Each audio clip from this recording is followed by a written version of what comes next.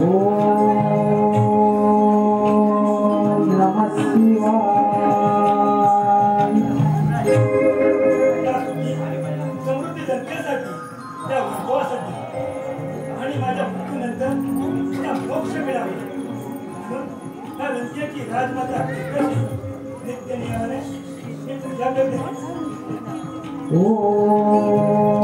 नमः शिवाय।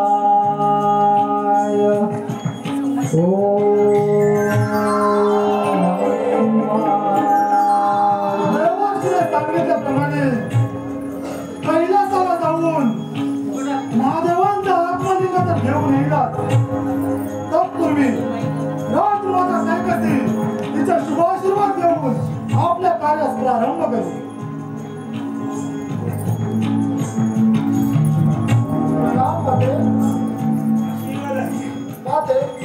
माझ्यासारखा महाबलाढ्य महापराक्रमी पुत्र असताना तू या शुल्लाच्या मातीपासून बनवलेल्या पिंडीची पूजा का आणि कशासाठी करत आहेस?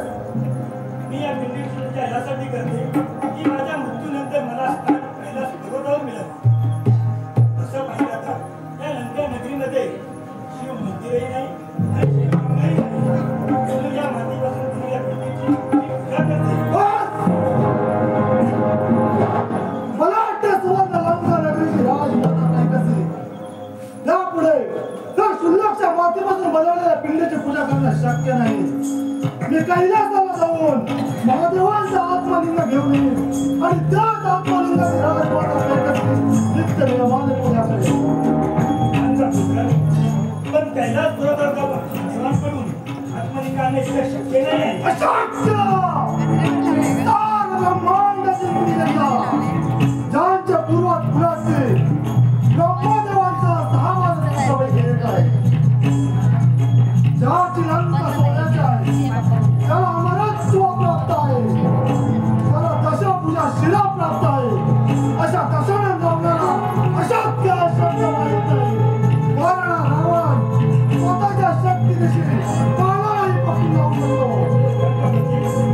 आत्मलिंग घेऊन आनंद आहे, कारण महादेवांच्या आत्मलिंग सर्वस्व आत्मलिंग सत्य आहे, त्याची तेज त्या सूर्यापेक्षा तेजमय आहे। म्हणूनच राजमाता कैकसी तुमच्या शुभाशीर्वाद आमच्या सदैव पाठीशी राहू द्या।